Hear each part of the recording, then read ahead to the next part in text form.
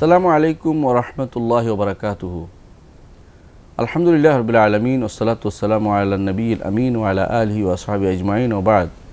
সম্মানিত দর্শকবৃন্দ, আমরা আলোচনা করছিলাম ইমাম আবু জাফর তাহাবী রাহমাতুল্লাহ রচিত বয়ান ইতিকাদ আহলে সুন্নাহ ওয়াল জামাআহ আহলে সুন্নাহ ওয়াল জামাআহ আকীদার বর্ণনা, এই কিতাবটির একটি অংশ নিয়ে, যেখানে আমাদের ইমাম বলছিলেন যে ওয়াল জান্নাতু ওয়ান নারু মাখলুকাতানি মাওজুদাতানি লা তাফনিয়ানি ওয়া লা তাবিদান। তিনি বলছিলেন জান্নাত এবং জাহান্নাম এই দুইটি সৃষ্ট এবং সেটা এখনও মজুদ আছে, এখনই আছে, এবং এই দুটি কখনো ধ্বংস হয়ে যাবে না, বরং এগুলি থাকবে, এটাই চিরস্থায়ীভাবে থাকবে, এটাই হচ্ছে বিশুদ্ধ কথা। ইমাম তাহাবী রহমতুল্লাহ আলাইহির এই মতের আলোচনা করতে গিয়ে আমরা বলেছিলাম, প্রথমে আমরা জাহান্নামের আলোচনা শুরু করেছিলাম।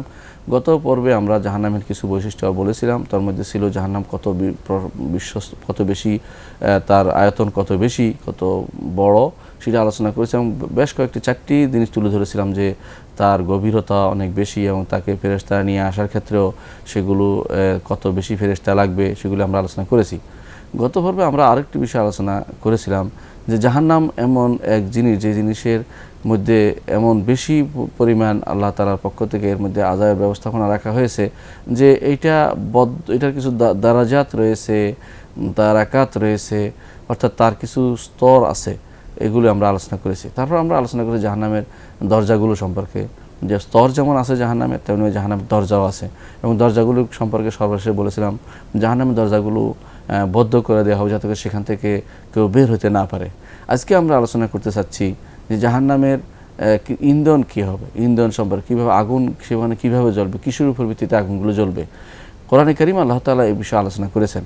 আল্লাহ তাআলা কোরআনে কারিমে বলেছেন যে পাথর এবং অবাধ্য কাফের এরা হবে জাহান্নামের আগুন, জাহান্নামের ইন্ধন।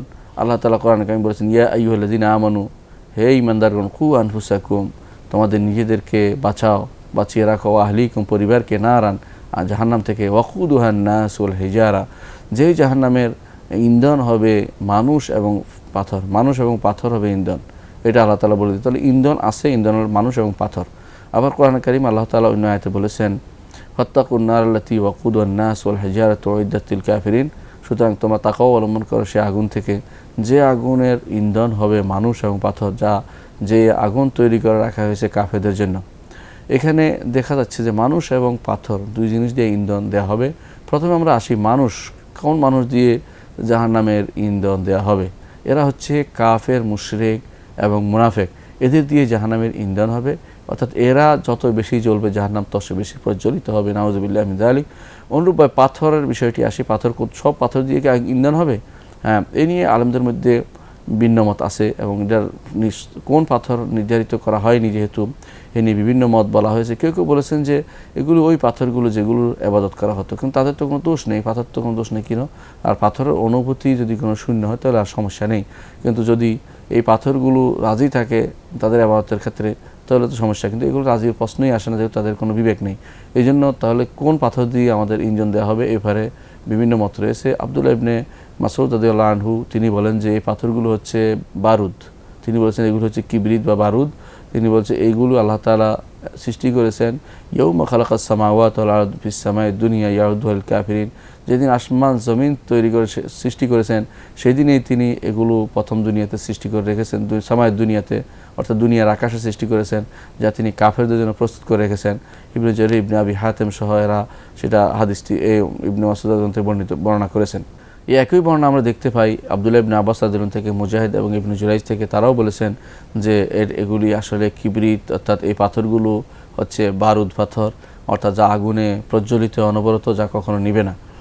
যদি এই সাহাবায়ে কেরামের এই যে বর্ণনাগুলো যদি তিনি রাসূলুল্লাহ সাল্লাল্লাহু আলাইহি ওয়াসাল্লাম থেকে শুনে থাকেন তাহলে অবশ্যই আমাদেরকে নিতে হবে যে এটাই বিশুদ্ধ, এরপর ঝগড়া করার কিছু না। আর যদি কোনো সাহাবায়ে কেরাম নিজেরা ইজতিহাদ করে বলে থাকেন সেটা কীরকম, তাহলে সেটা এর পাথর হওয়া জরুরি নয়, অন্য কিছু হতে পারে।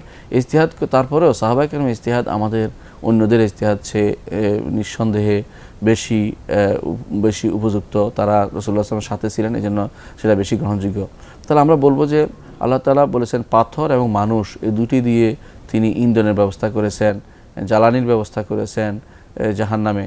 তাহলে মানুষ বুঝলাম কাফের, মুশরিক এবং মুনাফিক, আর যারা পাথর, যে পাথর হিসাবে আমরা বুঝতে পারি যে এমন কোনো পাথর হবে যে পাথর খুব দ্রুত প্রজ্বলিত হয় এবং যে প্রজ্বলিত হলে অনেকক্ষণ বেশি থাকে, তার আগুন তার মধ্যে থেকেই যায়, এরকম কোনো পাথর হবে যেগুলো কিবরিত হওয়া জরুরি নয়। যদি কিবরিত হওয়ার বিষয়টি অর্থাৎ বারুদ হওয়ার বিষয়টি যদি সহিহ হাদিস থেকে প্রমাণিত না হয় তাহলে অন্য কোনো পাথরও হতে পারে। এটাই আমাদেরকে মনে রাখতে হবে।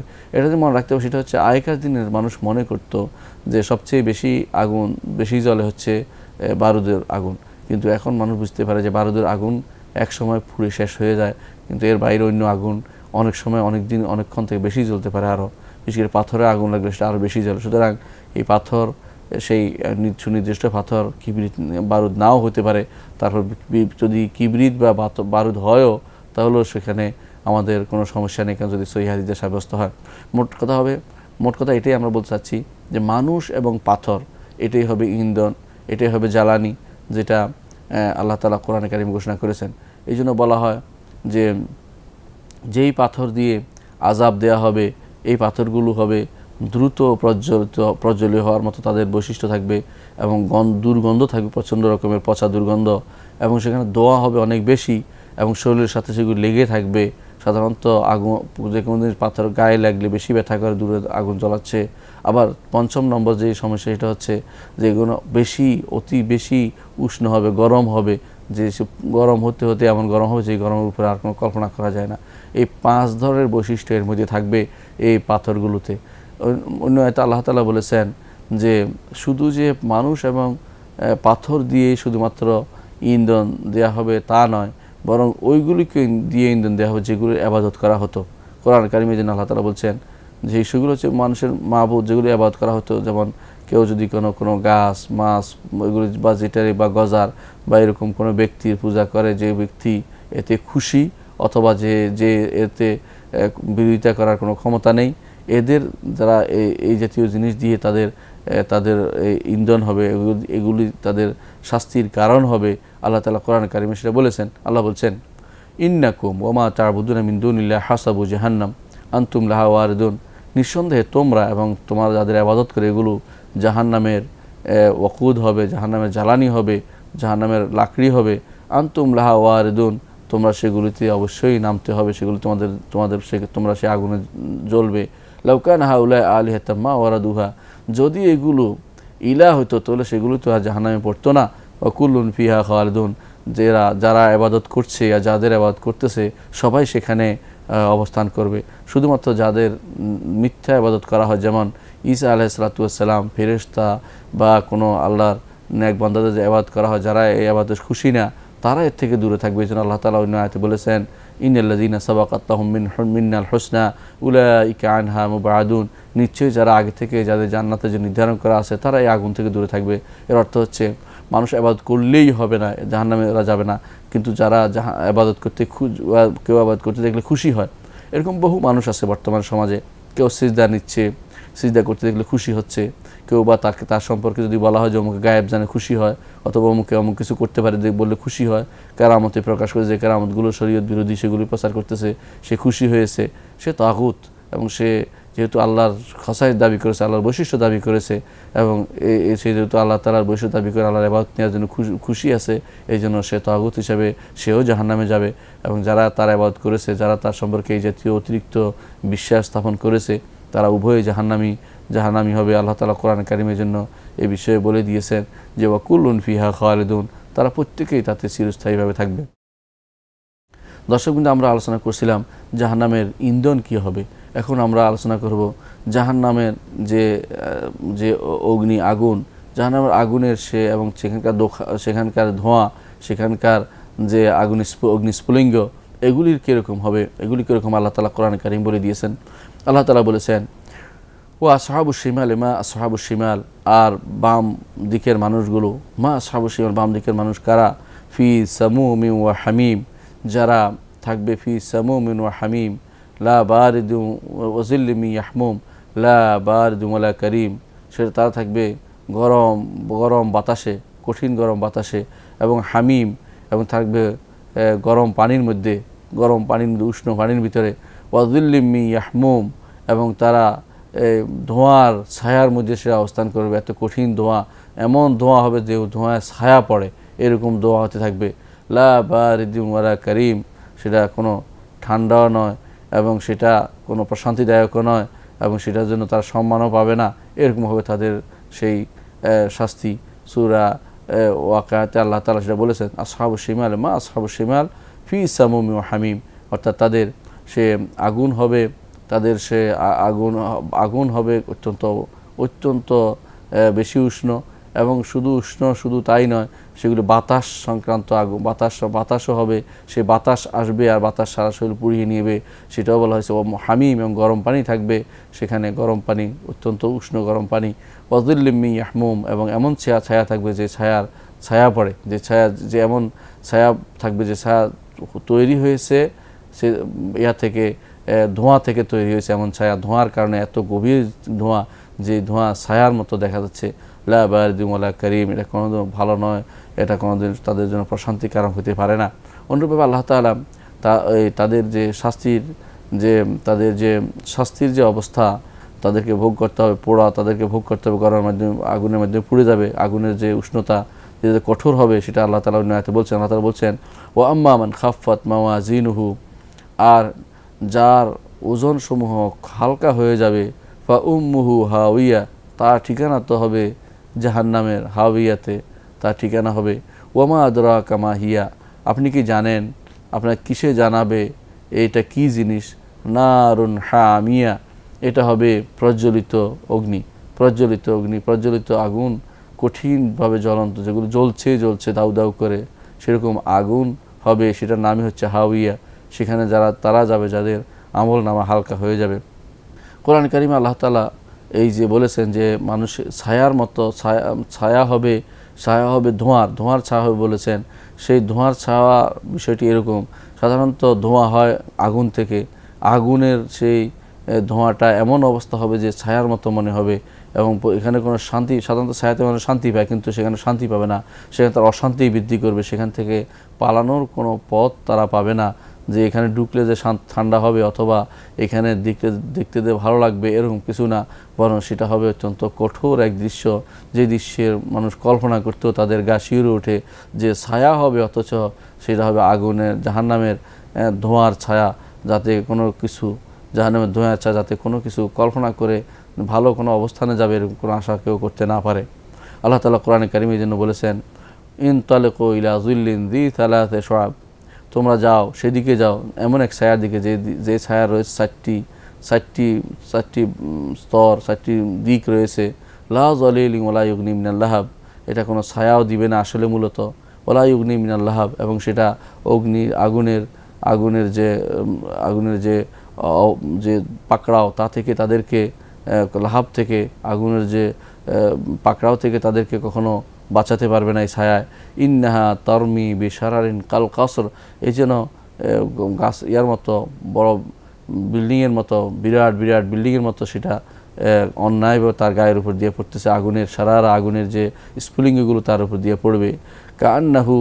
কাআন্নাহু জিমালাতুন সুফর, এই সমস্ত স্ফুলিঙ্গগুলো যেন এক একটা কালো উটের মতো হবে, অর্থাৎ এক একটা স্ফুলিঙ্গ হবে কালো উটের মতো, অর্থাৎ এক একটা যে ইয়াগুলো এসে পড়ে মানুষের গায়ে, সাধারণত আমরা যখন করে অনেক সময় দেখা যায় যে বিভিন্ন জিনিস করা হয়, বিভিন্নভাবে জোড়া লাগানো হয়, পুড়িয়ে তাদের যে স্ফুলিঙ্গ এসে পড়ে, অনেক সময় ছোটো ছোটো আগুনের স্ফুলিঙ্গ পড়ে, কিন্তু তখন এক একটা স্ফুলিঙ্গ পড়বে তা কান্নাহা জিমালাতুন সুফর, মনে হয় যেন যে এটা হচ্ছে কালো উটের মতো এসে এক একটা পড়বে, বড় বড় কালো উটের মতো এসে গায়ের মধ্যে পড়বে, এরকম তাদের স্ফুলিঙ্গ হবে।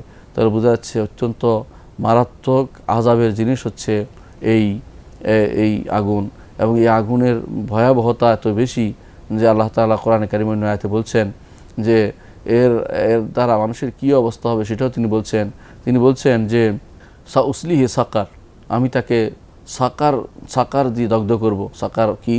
ওমা আদরাকা মা সাকার, আপনি কি জানেন সাকার কি? আপনার কিসে জানাবে সাকার কি জিনিস? লা তুবকি ওয়ালা তাদার, এটা কিছুই ছাড়বে না, সবে খেয়ে ফেলবে এরকম অগ্নি।